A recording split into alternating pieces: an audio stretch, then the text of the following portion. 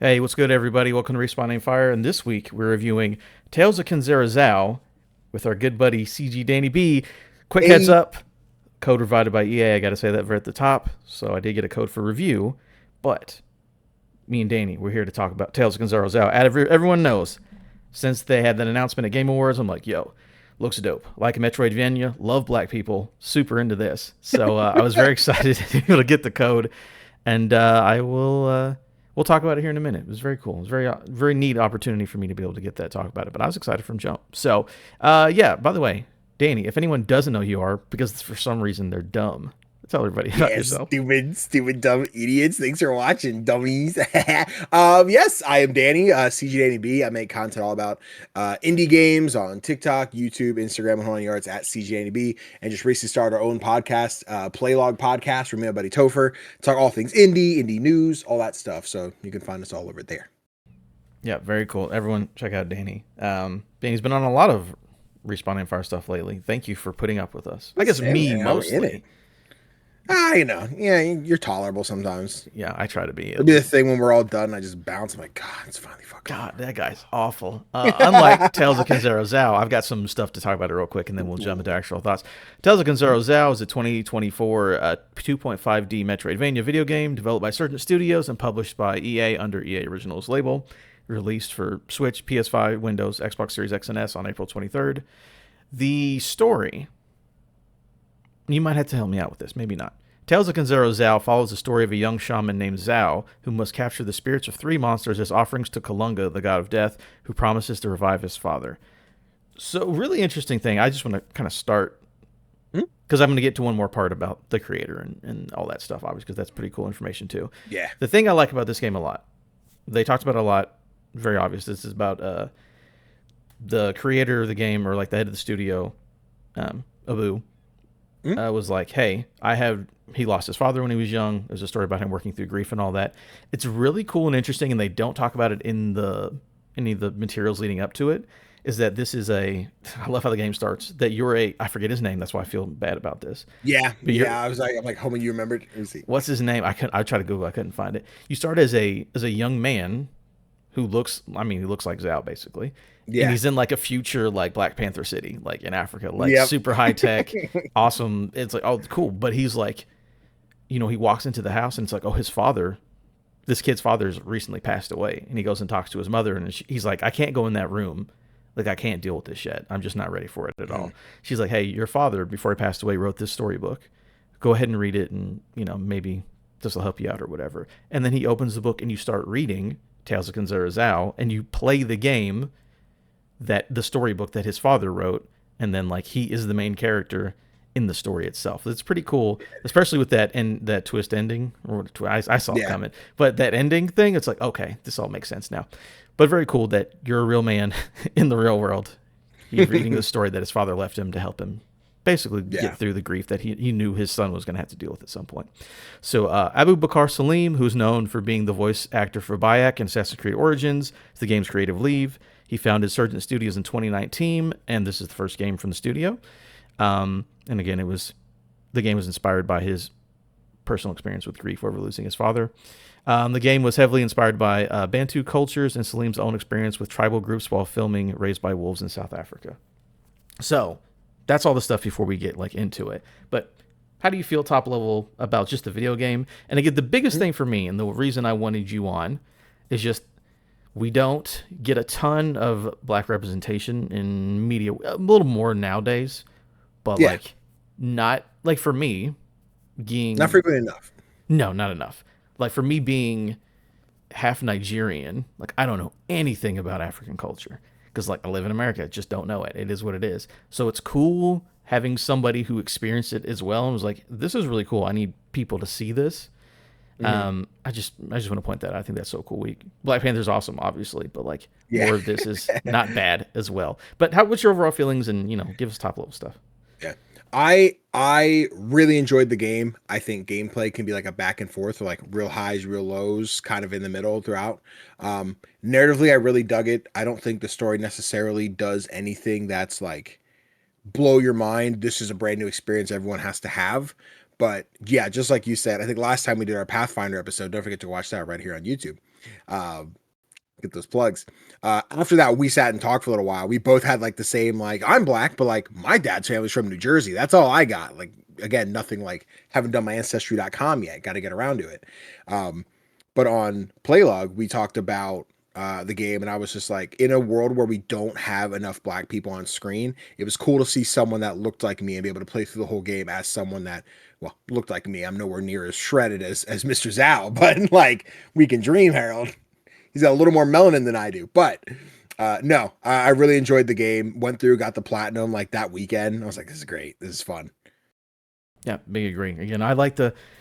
Well, we'll get into it because we're gonna go into like specifics on platforming story and all that stuff. But yeah, like this was I was very excited for it. It delivered for me. It is not a perfect video game by any stretch of the imagination, but being a first game from an indie studio and like going for what they wanted to go for, and I feel like they nailed big parts of it. So I'm like, I feel like it's a success, right? Like if this is the debut game, like quality of every debut studio, like I think games will be fine. You know what I'm saying? Like 100%. Yep. This is where we start out. But yeah, there's little minor gripes here and there, but I definitely like it. And I think not selfishly at all, because like the story, like I think it's very interesting. Like, where you, like each boss is like, oh, this feels like a part of grief. It's like, oh, this is fear. This is doubt. This is, all of that stuff is really cool. It doesn't hit me personally just because I haven't had a lot of those experiences where like I've had to go through that process. But I'm like listening to this dude's performance, I'm like, you can feel it, man. Like, he's definitely working through it. So I'm happy he was able to create something that he liked. And I didn't do this at all, and I should have checked it out. But the entire game's also in Swahili. So there's like an entire different cast for that, which is... I did see them tweet about that a few weeks before release. Like, that's pretty dope. That's pretty cool. That's pretty great. But yeah, so I've got a list. Okay, this is the one I want to start. I've got a list right in front of me. It's right here. Cool. These are just like different facets of the game. We could talk about how you feel about them. So this is a Metroidvania. Yeah. So there's a lot of platforming. I would say probably like 70-30, maybe 60-40 platforming to combat. Maybe actually 70-30. It is a lot of platforming. The game is heavily platforming. Yeah, absolutely. How do you feel about the platforming in the game, or just like general things about it? Because I have a feeling with the way the game progresses on how I feel, because I've seen different people are like, I really like the platforming, but like some parts are super difficult, and people are going back and forth on. Anytime you see a negative, it's like the platforming is like okay. It's like not blowing my socks away, because again, like Prince of Persia Lost Crown came out this year, which is amazing, and I don't think it's on that level, but I do think it's interesting enough. But I'll let you go ahead. What do you think about it?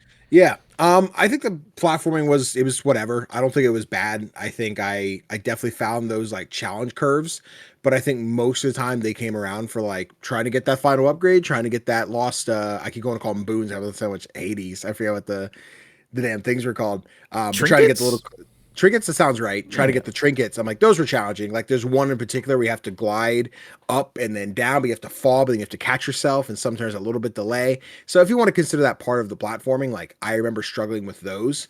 But the regular just traversing the world, I think for a Metroidvania, this felt like not baby's first Metroidvania, but like maybe baby's second or third. Like I don't think the world was very difficult to traverse. I think when you're trying to find the collectibles and like you have the map and you can see like where these things are supposed to be, you can piece together, here's where that hole is I have to make in the wall to grab that. But I think all in all, like I wasn't getting lost in this world. It was just a lot of like, man, that fast travel point's pretty far away. I wish there was a couple more sprinkled out so I didn't have to run all the way across the map to then teleport all the way that way and do everything else. But yeah, the platforming I thought was solid. I don't think I have any real complaints as far as traverse or anything went.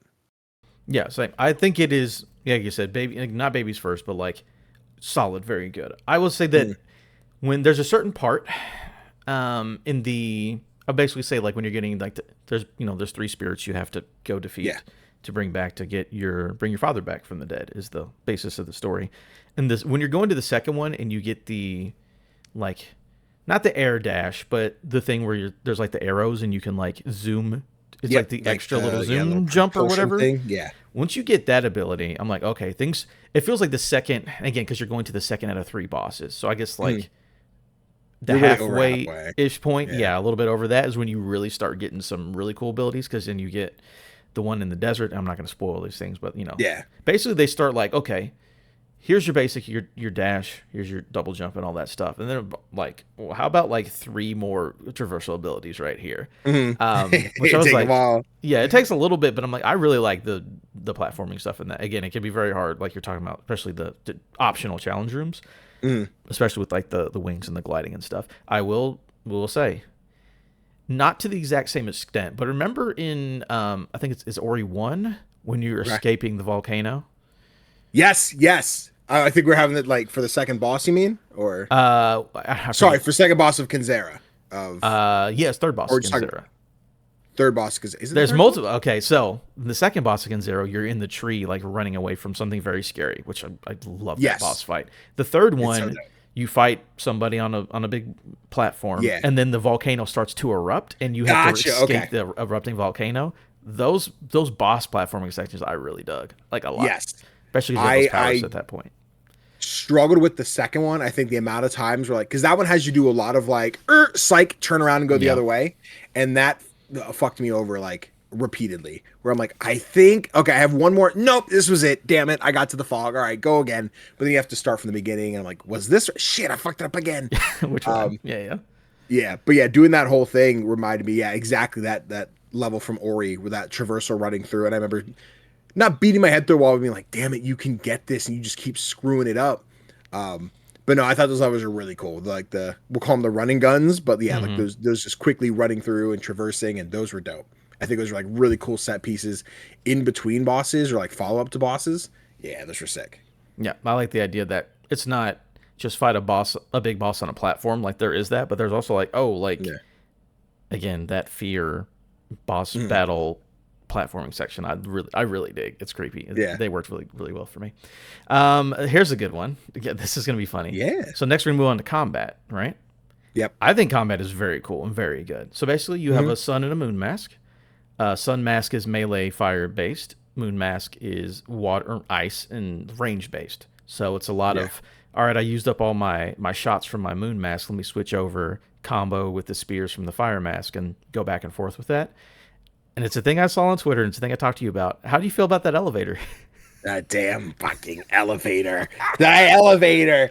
It's so wild, right? Because that was the first night I wasn't talking to anybody playing it yet. I don't think I think you were at the point where you hadn't started it. So like no one else I knew was far enough in the game like I was. So I was like, why am I struggling so much? I cannot beat this elevator. I'm like, am I that tired? Do I need to do my go to bed and get up and do it in the morning? I'm like, I'm too stubborn for that. But it was this combination of each floor of this elevator, your typical elevator level. You start at the bottom, beat everybody, move up a floor, beat everybody, move up a floor till you get to the top.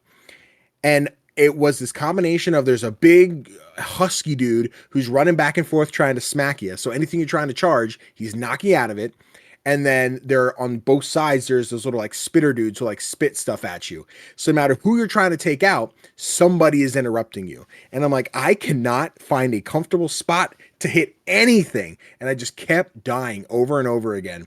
I'd be so low on health. I'm like, let me recharge. Nope, I'm dead. That was easily the most frustrating part of the game for me.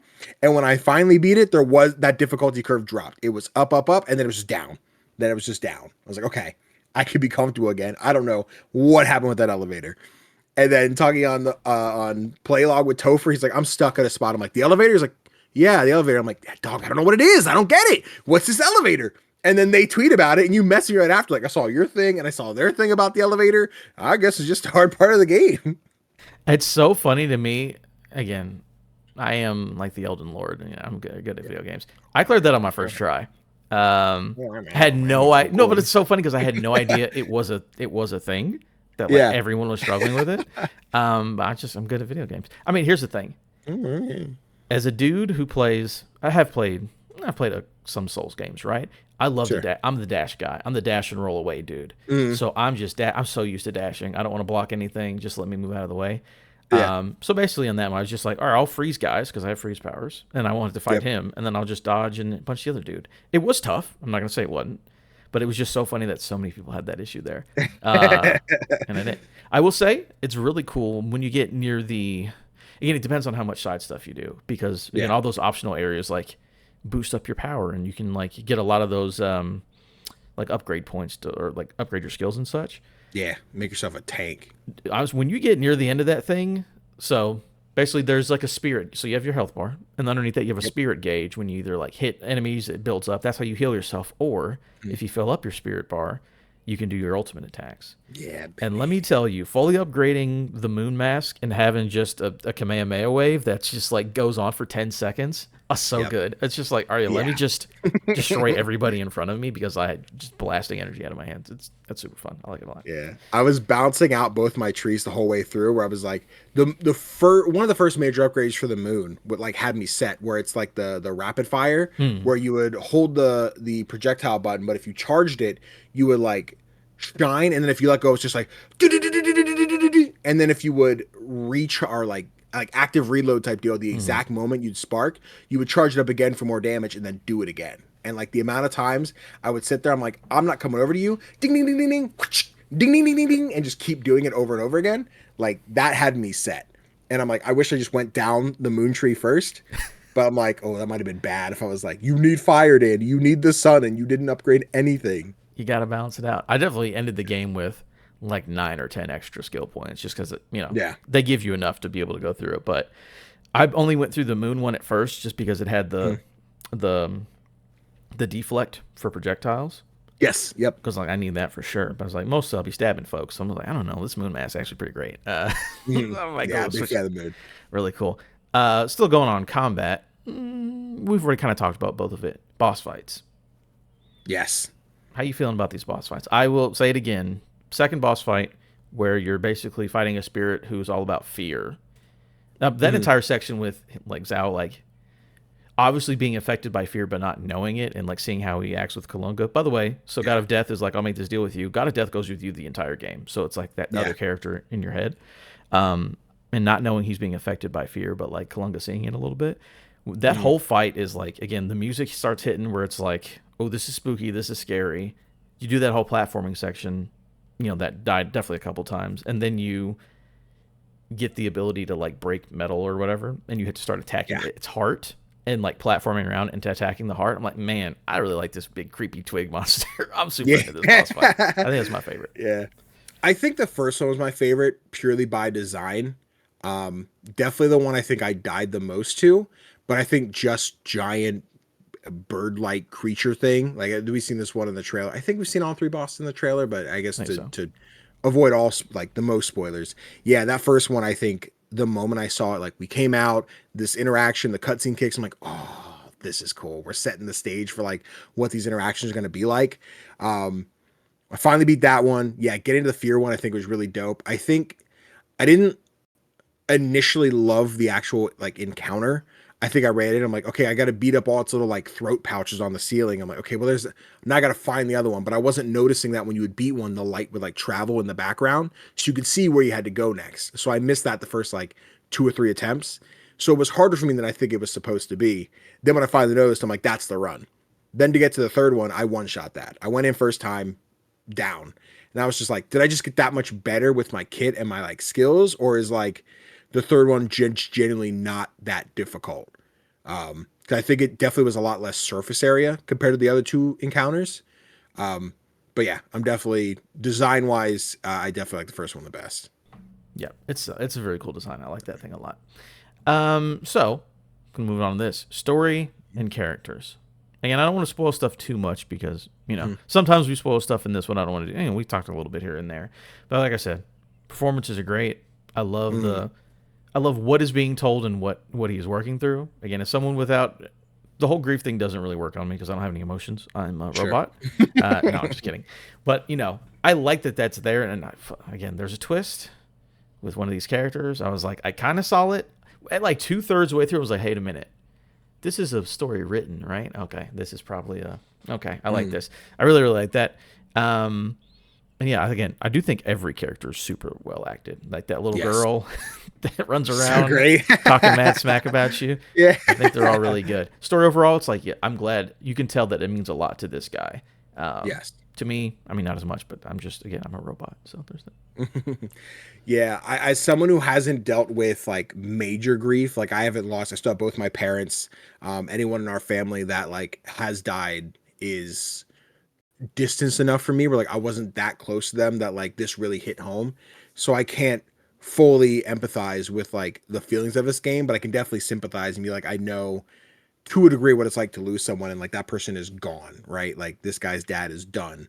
So like I got to bring him back. I got to find a way so I can still keep my life consistent when it's currently not, where now I have all this responsibility. And again, very like anyone who like loved Black Panther, even just saw Black Panther, you can see like the similarities in not just like culture, but like narratively, like Civil War being all just like, you know, dad's dead, but now I want revenge. But not very different. Like Black Panther's not going to fight 3 giant god like creatures. Could have been a line, Ryan Coogler, I don't know. Could have been a thing. But yeah, no, the similarities in like even the beginning when you mentioned like the city, I'm like, oh, this is Zhao in the future, but where was he before? I'm like, oh no, sorry, separate character, but not really. But yeah, they like hairstyle and then different clothing. I'm like, these are the same character. These are each other. To then have like the actual nameplate. I'm like, oh, never mind, my bad. But yeah, dude, I loved the music, the vibe, the visuals are stunning. Seeing that at the Game Awards, I think, when that popped up, and seeing like the background, like immediately I was like, ooh, very Black Panther, very Black Panther. And then we saw the actual trailer, the gameplay. I'm like, I'm in whenever, whatever. I love the vibe of him, of Abu kind of like talking about like, here's where the narrative came from. I'm going to give you a piece of my heart with this game. So take it or leave it, but here it is. Seeing the trailer, I'm like, yeah, no, I'm in whenever it drops. Then having as a day one PlayStation Plus, you know, release, I'm like, that's pretty great. I'm in. Yeah, it'd be great. Yeah, that's another like environmental storytelling is just Mhm. because again, you're basically in different biomes. But I love Yeah, how the 2.5D of it is that like, all right, obviously I'm always in the foreground, he's walking, but like the background's telling a story. It's like, oh man, this village is like torn apart, or like these people, like these huts are in these top of this tree, and then you break through the tree line for just like a little bit of that level, and it's like very bright and not dark like on below. Just really cool stuff like yeah, that. And again, so dope. it is gorgeous. Do you have any final thoughts? Because I did have someone write in a review, and Ooh, okay, I promised to read it. He said if I didn't sure. read it, I would have bad licorice for 10,000 years. Was his exact words. Isn't all licorice bad? That's what I'm like. I was like, oh no, my favorite treat. How will I survive? But yeah, do you just have any final thoughts, and then I'll read this Yeah, review from you. all things around, like we said, it's not the perfect game. I think it's great. I think, of course, if you have PlayStation Plus Premium or Extra, like it's free with your subscription. You should play it. At least try it. Um, in a spot where I think in my immediate circle, you and I are like the only people I talk to on a regular that have completed the game. I think a lot of my other friends have started, having gone to it. I think that reflects a lot in a cultural way of like who is excited to see this game and who wants to see that representation of themselves on the screen. And I think Zao, though it is very formulaic and repetitive, or not repetitive, formulaic, and like the way that I've seen this done in block media before, I think I can see the connections with the fact we keep referencing Black Panther, and then seeing this culture's there, this accent's here, like it is very familiar, but still comfortable and fresh with the gameplay mechanics, the visuals, and everything else. I think it's a really cool game, and seeing if the direction of the studio is to do Tales of Kenzera blank, I'm imagining they want to stick with the culture. It'll be Tales of Kenzera, insert new African name here or whatever, or they totally depart, whichever. I'm sure it'll be great either way. Yeah, I'm with you on that. I'm very excited for what the studio does going forward. Whatever it is, I think it'll be cool. I thought Yeah. they put their all into this one, and yeah, I'm super into it. I'm with you. Again, it's just nice to see, someone have so much care and really be into the story and what they're creating and Mm-hmm. create something really cool. And also, Metroidvanias. Let me tell you, if you like Metroidvanias, 2024 is looking good for you. This year, yeah. And I think this is a good one. I don't think it's the top one of the year, but I think like definitely worth your time, especially if you have PlayStation Extra special, get up on the top tier or whatever. Yeah, check it out for That's sure. what they call it. That's what they call it. I always forget the name of which ones are which. So this Extra premium. yeah, extra premium. This is from my co-host Alex Cozina, who played this game because I said, was like, hey, I'm excited for this. And he was like, all right, I will play it because you want to play. Because here's what happened, Danny. Last year, Yeah. right? We did Game of the Year stuff. And Yeah. they don't listen to me. Me and you have talked about that before. They don't listen to me, right?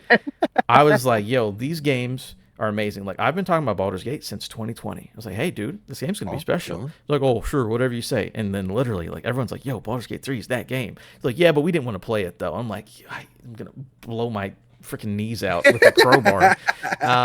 But for this one, he said, all right, going in 2024, Adams, since I didn't listen to you last year, I'll listen to you. I think he did this as a like. Adam's excited. Let me check it out. But this is Al Scozina, who you know, if you listen to the show, likes to leave long reviews.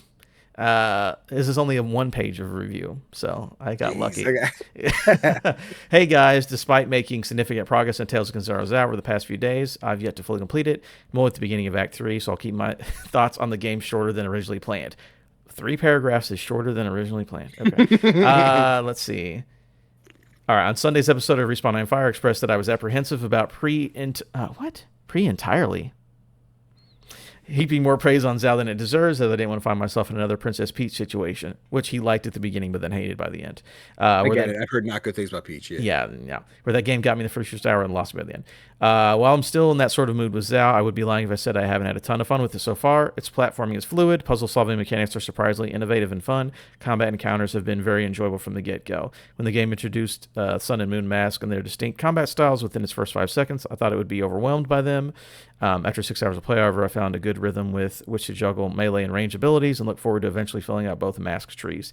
That the game is also great voice performances on top of that is all very impressive. For as enjoyable as all that is, however, I have some quibbles with the game's map, which we've only talked about a little bit. I think that this would be a negative, the stuff with the map. Unlike other Metroid-style games, Zao unveils huge swaths of his map all at once, rather than sparingly revealing only when you travel in the game. Made the process of figuring out where I had to go slightly confusing. Compounding things further is the fact that the game doesn't have a mini-map on its HUD, so you have to basically open the map every time you want to see where you're going. And then a glitch often locks Zao in place until you release the analog stick, which only slows things down further. I will say that is like the one glitch with this game, where you open that map, sometimes he won't move. Yeah, the amount of times I've opened up, like, I'm going the right way, and I'm like holding the stick, and he's just stuck there. You have to let go. I had to let the thumbstick cling, go again. Yeah, that was a weird thing. I don't know if they patched that yet. Yeah, that was really weird. Yeah, that was like control, open the map, lose frames level weird.